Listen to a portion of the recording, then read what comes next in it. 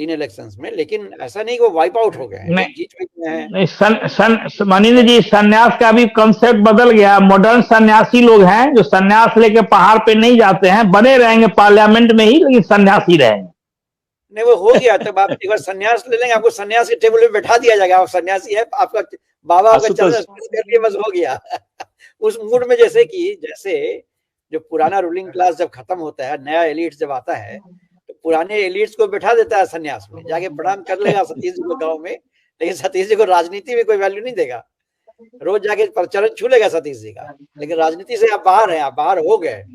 कांग्रेस का जो एलिट अभी है, जिसको कांग्रेस रिप्रेजेंट करता है मेनली, जिसके बल पे कांग्रेस खड़ा है, जिसको वो एक्सपैंड करना चाहता है अपने बेस को, जो लोग, उसने यदि एक बार संन्यास ले लिया तो फिर राजनीति में निकलना उनके लिए बहुत मुश्किल होगा। इसीलिए उनको स्ट्रेटेजी ये बनानी पड़ेगी। ये बात हम अजीत जी से सहमत है, आपसे भी सहमत हैं कि कांग्रेस अपने अंदर कुछ ऐसे लीडरशिप की टीम को खड़ा करे जो नेगोशिएट कर सके। ये भी संभव है कि वो मान ले कि हम लीडरशिप में इन दोनों को नहीं रख के खड़गे को रखें या किसी और को रखें, ये बात भी समझ में आ सकती है। लेकिन कांग्रेस संन्यास लेके बैठ जाए और कह दे कि नहीं, हम आप लोगों को जो चार सीट लेके आ रहे हैं, 3 सीट लेके आ रहे हैं, उन्हीं को हम दे देंगे सब कुछ लेने के लिए, पार्लियामेंट में बन जाए, ये मुझे लगता है कि कांग्रेस के लिए घातक हो सकता है। अजीत जी कुछ बोल रहे हैं, जी बोलिए पहले।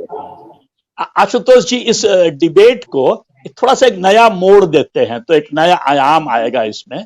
ये मैं कहना चाह रहा था कि कांग्रेस को 1 मिनट देखा जाए। हाँ, ये लीडरशिप का सवाल भूल जाइए।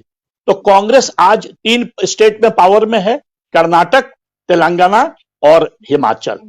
कर्नाटक तेलंगाना में आपके पास 3 सॉलिड नेता है, सिद्धरामैया, शिव कुमार, रेवंत रेड्डी जीत के आए हैं, अभी हीरो माने जाएंगे।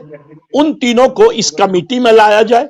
दूसरी बात, 545 में करीब करीब मैं कहूंगा, और सतीश जी और मनिंदर जी मुझे मतलब करेक्ट करेंगे, 180 से लेके 200 सीट है 545 में, जहां डायरेक्ट कांग्रेस और बीजेपी के बीच फाइट है, डायरेक्ट। मनिंदर जी वापिस आ गए। मनिंदर जी, मैं कह रहा था कि करीब करीब 545 में 180 से 200 सीट है, जिसमें कांग्रेस और भाजपा के बीच डायरेक्ट फाइट है, बाइपोलर लोकसभा में।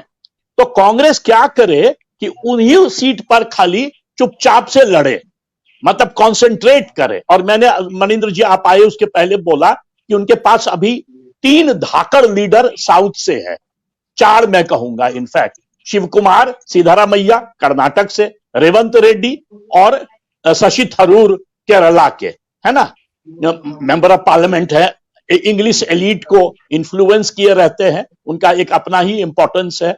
तो ये 4 लीडर साउथ से, और उसके बाद नॉर्थ से कोई चेहरा ढूंढे, जैसे मनीष जी ने कहा, जैसे सतीश जी ने कहा, 200 सीट पर। और ये सीट जो है उसमें 65 सीट तो सीधा सीधी आ जाएगा, छत्तीसगढ़, मध्य प्रदेश और राजस्थान। 65 सीट 200 में से, 180 में से करीब करीब वहीं पे है। अब बाकी इंडिया में उनका करीब 100 सीट और है, 120 सीट या 110 सीट, जहां वो डायरेक्ट फाइट में है बीजेपी से, उसमें कॉन्सेंट्रेट करें और बाकी में वो छोड़ दें, इंडिया अलायंस को कंसीड कर जाए। जैसे यूपी में अखिलेश को बोले कि भाई आप डिसाइड कीजिए कांग्रेस को कितना मिलेगा, बिहार में लालू जी और नीतीश जी को बोला जाए कि आप डिसाइड कीजिए कांग्रेस को कितना मिलेगा। वहां पर एग्रेसिव बार्गेनिंग अब इसलिए नहीं करें क्योंकि अभी तीनों स्टेट हारे हैं, और किसी तरह इंडिया अलायंस को कंसोलिडेट करके यदि उस 200 सीट में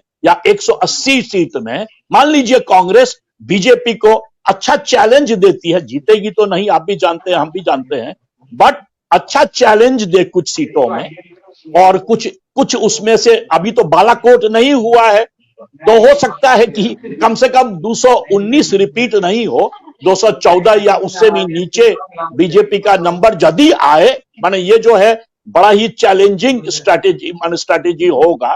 बट यदि कर सके, ये करके सॉलिडिफाई करें और रीजनल लीडर से माफी मांगे कि देखिए भाई अब गलती हो गई, हमने आपको जगह नहीं दिया, अब आप ही पर है कि आप, अच्छा।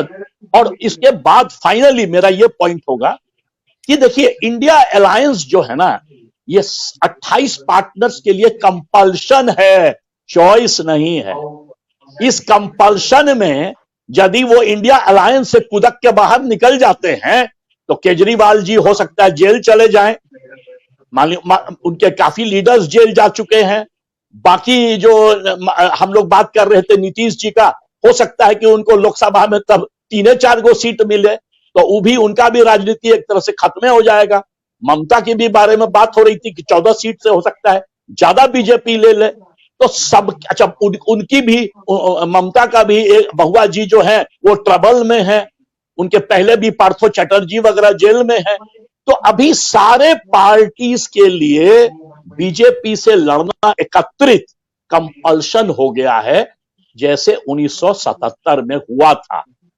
भोलानाथ का ब्रश कटर एक बैटरी चालित मशीन है जिसका चार्जिंग समय 3.5 घंटे है। यह 6 से 8 घंटे के प्रभावशाली संचालन समय का दावा करता है, जिससे यह एक बार चार्ज करने पर 16,000 वर्ग फुट गेहूं या चावल के खेतों को कुशलतापूर्वक काट सकता है, जबकि इसका पेट्रोल समकक्ष व्यक्ति उसी कार्य के लिए 1,000 रुपए मूल्य का पेट्रोल खर्च करता है।